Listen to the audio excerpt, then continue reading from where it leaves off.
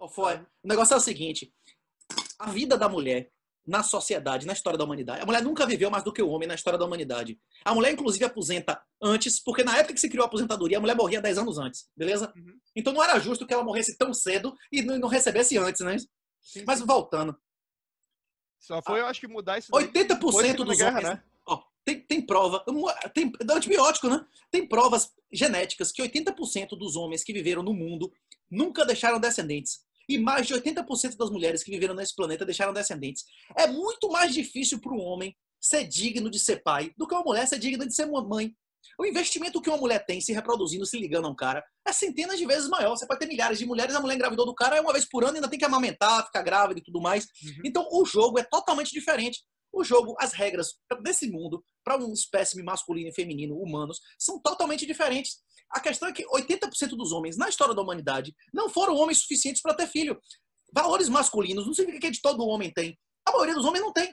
Esses homens aí, os caras não são homens, eles não têm nenhuma coragem, nenhuma lealdade, nenhuma habilidade, nada, não tem nenhuma força. O cara todo cheio de geleia, como é que chama? Você vê o cara fisicamente, meu Deus, o cara não tem vergonha, desgraça dessa. O cara cheio de dinheiro podendo malhar, o cara não, nem aquele cara fecha a boca, faz jejum. Jesus mesmo dizia coração em jejum, o cara tá com uma petiola maior do que muita mulher aí, bicho. O cara não fecha a boca 2 dias na semana, não consegue fazer um jejum intermitente. O cara que não tem disciplina para comer, o cara vai ter disciplina mental para se controlar, para não fazer merda sexual, pelo amor de Deus, né?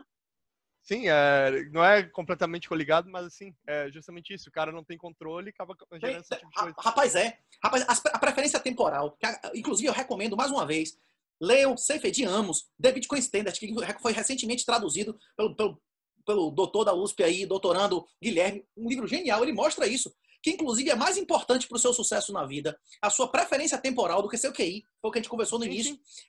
Inclusive a preferência temporal se expressa de todas essas maneiras. É por isso o cara da favela, o cara da cadeia, normalmente ele tá ali porque ele faz o que ele quer. Quem faz o que quer tá na cadeia. A nobreza, a honra, a coragem não é a ausência de medo, é você saber que tem uma coisa mais importante do que a ameaça que você tem medo.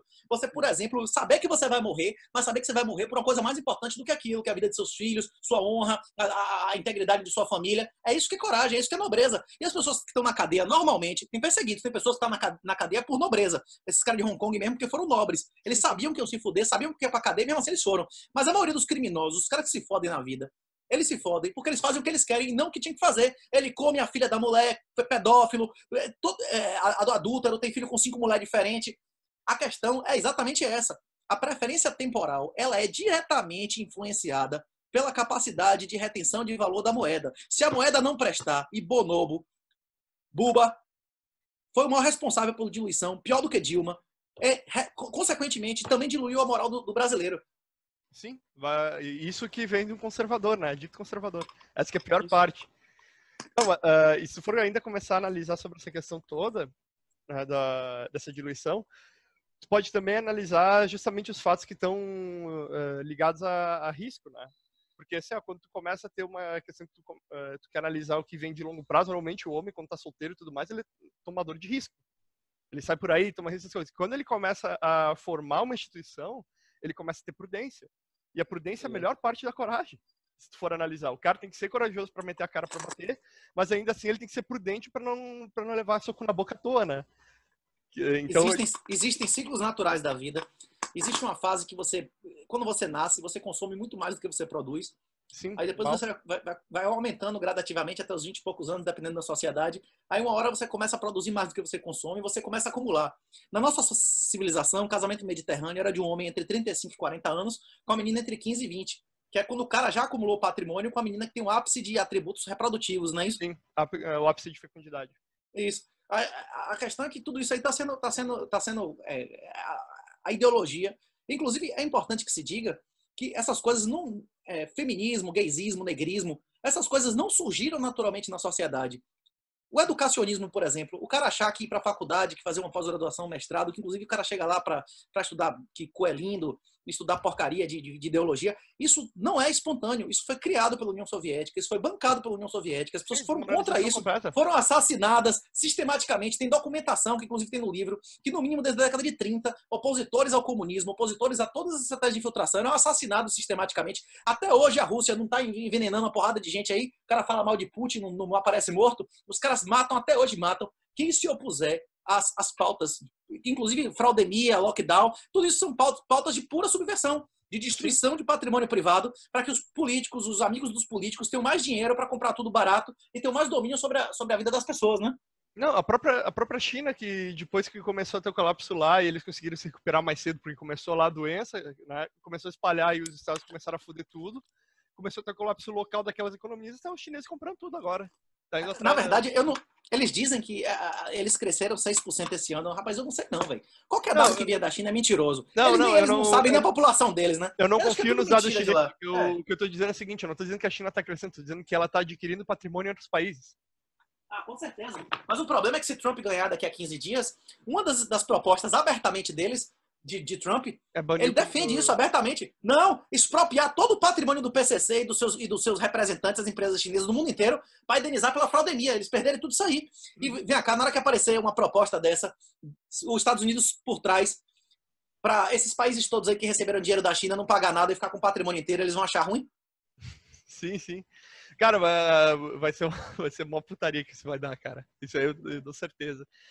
Mas sim, no geral, o que aconteceu dessa questão toda é que simplesmente foi jogado uma sinalidade no ventilador e se a China comprando tudo. Se a China se recuperou ou não se recuperou, isso eu não ligo. O ponto que eu estou dizendo é que a tentativa deles é começar a tomar patrimônio em outros países. Esse é o foco. E não existe economia privada na China. O homem mais rico da China, Jack Ma, foi chamado para uma conversa e colocado para dar procuração para os testa de ferro do partido controlar todo o patrimônio dele. Depois ele sumiu por meses. Não existe nenhuma empresa do Partido Comunista Chinês, da ditadura mais assassina da história, privado. Não existe. Não existe. E Buba queria abrir as pernas para esses caras entrar aqui sem visto, não é isso? Não, e outra coisa que também acontece bastante lá na China também é a questão que tu vai analisar a indústria militar deles, ela é completamente subsidiária em empresas estatais. Tu tem certas partes de organização. Tudo. Sim. Tu tem certas todas partes as empresas lá organizadas até, só que elas têm que responder ao Estado.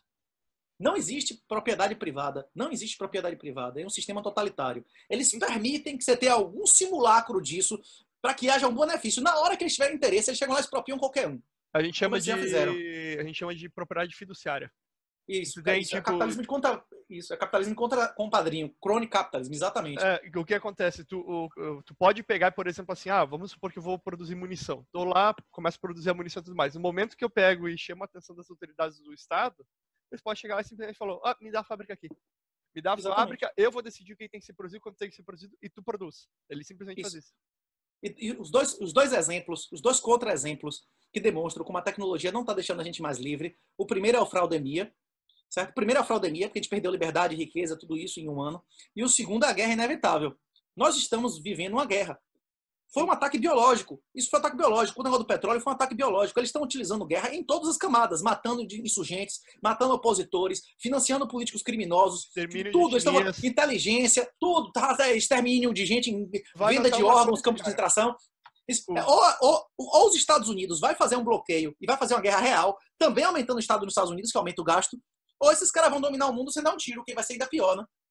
Cara, e fora que se tu for analisar, os chineses são muito bons em espionagem. Diz aí qual que é o nome do serviço secreto da China. Tem vários, inclusive o Estado. Tem vários serviços secretos. Diz o que ele é e o que faz. É isso. Tem o serviço secreto do governo chinês. É porque na China... É que você quer... Por exemplo... Deixa eu terminar o raciocínio. Que é o seguinte, tu não sabe o que é o serviço secreto chinês, tu não sabe o que cada um faz, só que se tu vai ver os Estados Unidos, essas coisas, tu sabe que tem a CIA que faz isso, aquilo, o FBI que faz aquilo. Então, tipo, os serviços secretos desses países ocidentais, na verdade, são serviços discretos. Eles não são secretos, tu sabe que ele tá ali. Né? Isso. E quando não sabe, o pessoal revela.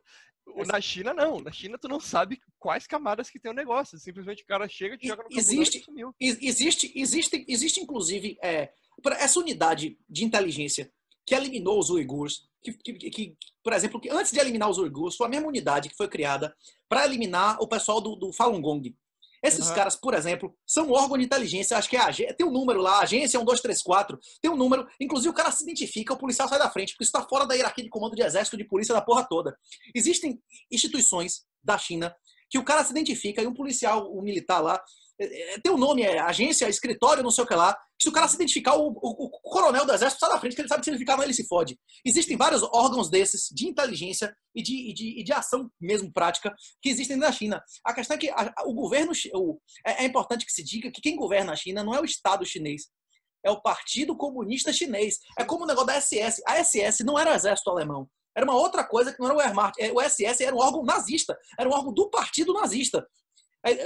A Alemanha não era governada pelo Estado alemão. A Alemanha era governada pelo Partido Nacional Socialista dos Trabalhadores Alemães. É a mesma coisa. É uma ditadura totalitária de um partido. Não é o Estado. Eles não representam o Estado chinês. Então, tipo assim, existe uma estrutura do Estado e existe uma estrutura do partido. O exército chinês não chama exército chinês. É Exército de Libertação Nacional do partido, não é isso? Sim, sim.